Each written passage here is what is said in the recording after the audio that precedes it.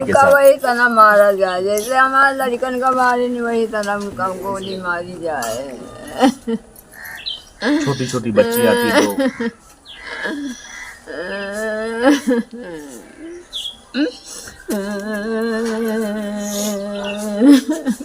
नृशंस हत्याएं हुई हैं, गोलीबारी हुई है, गोली कांड हुआ है, या फिर ये कह लीजिए कि एक परिवार को तबाह कर दिया गया है।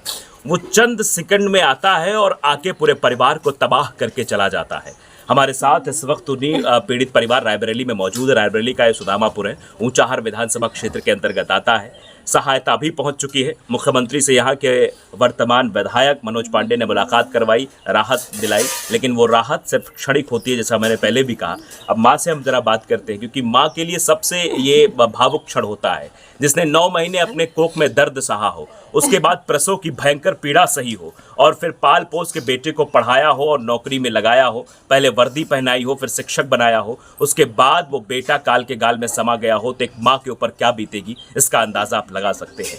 हम बात तो नहीं करना चाहते हैं, लेकिन ये जानना जरूरी है, या आप तक भी पहुंचना जरूरी है कि किस तरीके से उत्तर प्रदेश में जो अपराधी बन रहे हैं, नए नए अपराधी बन रहे हैं, पुराने अपराधियों को खत्म करने की बात कीजिए, नए नए बन रहे हैं, इन पर क्या अंकुश लगाया जाएगा, ये सवाल है। ये बात आप तक पहुंचनी जरूरी है। हम उस माँ से बात करने की कोशिश करेंगे। अभी भी देखिए आंख में आंसू हैं, पिता की आंख में भी आंसू है, माँ की आंख में भी आंसू हैं, वो रो रही हैं। माँ जी, मैं समझता हूँ कि बोलना बहुत मुश्किल होता है। इनसे बात कर लिया हमने बस आप इतना कह दीजिए कि उन दोषियों के ऊपर क्या कार्रवाई, जिन्होंने ऐसा किया आपके बेटे के साथ। वही तना मारा जाए, जैसे हमारे लड़कन का मारे नहीं वही तना गोली मारी जाए। छोटी छोटी बच्ची आती तो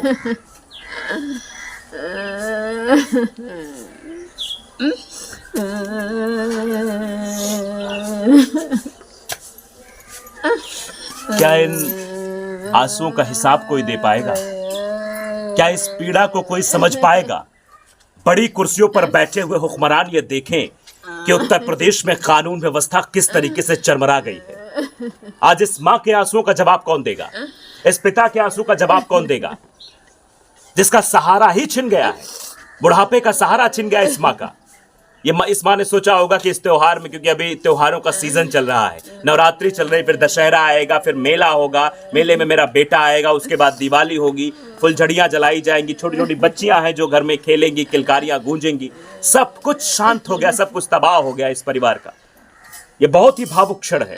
माँ बात करने को तैयार नहीं, क्योंकि माँ का सिर्फ यही कहना है कि जिस तरीके से मेरे बेटे के साथ ये सब कुछ किया गया है, जिस तरीके से उनको गोली मारी गई है, उसका हिसाब होना चाहिए। एक एक आंसू का हिसाब होना चाहिए, एक पीड़ा का हिसाब होना चाहिए। आप समझिए, एक परिवार में 4 मौतें हुई हैं।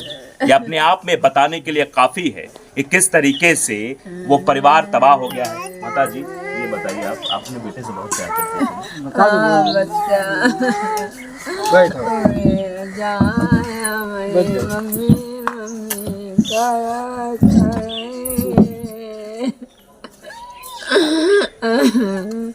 पानी भरा जाए, चल नहीं पाए, ज्यादा पानी भर के दिए, साग सब्जी जाए, अठवारम का धराए,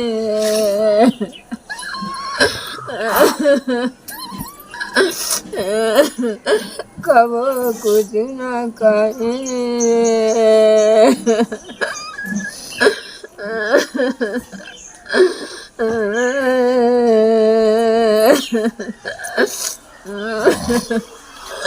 बताइए माँ कैसे बयां कर रही है चीजों को, बता रही है माँ कि कभी भी हमको एक बाल्टी पानी की, ये चल नहीं पाती है, पानी भरने में समस्या होती है। गांव में आप जानते हैं कुएं से पानी भरा जाता है, नलके से पानी भरा जाता है, तो वहाँ भी दिक्कतें होती हैं, लेकिन फिर भी उसके बावजूद बेटा नौकरी के बावजूद जब भी आता अपने माँ के लिए काम।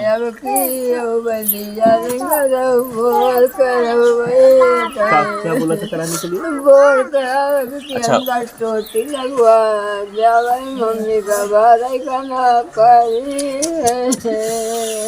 कितना दुखद क्षण है कि बेटे ने वादा किया था अपनी माँ से कि मैं दीपावली आऊंगा तो यहाँ एक बोर करा दूंगा, एक समरसेबल लग जाएगा, टोटी लग जाएगी, पानी आपको सिर्फ घुमा के निकालना।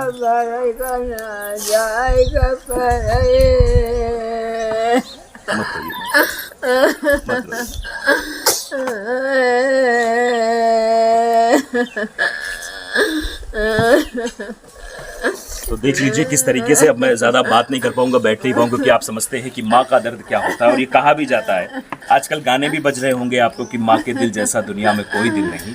वाकई में आप समझ सकते हैं कि माँ के अंदर कितनी पीड़ा है। इस वक्त उसका बेटा उससे छिन गया है। बाप जो ये चाह रहा था कि शायद बुढ़ापे में उसकी लाठी का सहारा, क्योंकि वो लाठी भी अब टूट गई है, और ये टूटी है पुलिस की निष्क्रियता के कारण। अगर पहली ही वारदात में सही तरीके से पुलिस काम करती और सही तरीके से पुलिस उसको सजा देती, तो शायद दोबारा उसके अंदर इतनी हिम्मत ना हो पाती कि वो बंदूक लेकर जाए और उस परिवार को तुरंत ताबड़तोड़ गोलियों से शमशान में बदल दे, उस जगह को पूरी तरीके से बर्बाद कर दे। फिलहाल ये बहुत भावुक क्षण है, मैं ज़्यादा बात नहीं करना था, लेकिन आप समझ सकते हैं परिवार है, परिवार के लोग हैं, सबकी आंखें नम हैं। त्योहार का समय चल रहा, सीजन चल रहा, उस त्योहार में इस घर में मातम पसरेगा। कैसे दिवाली मनाई जाएगी, कैसे दशहरा मनाया जाएगा, ये भी अपने आप में बड़ा सवाल बन गया।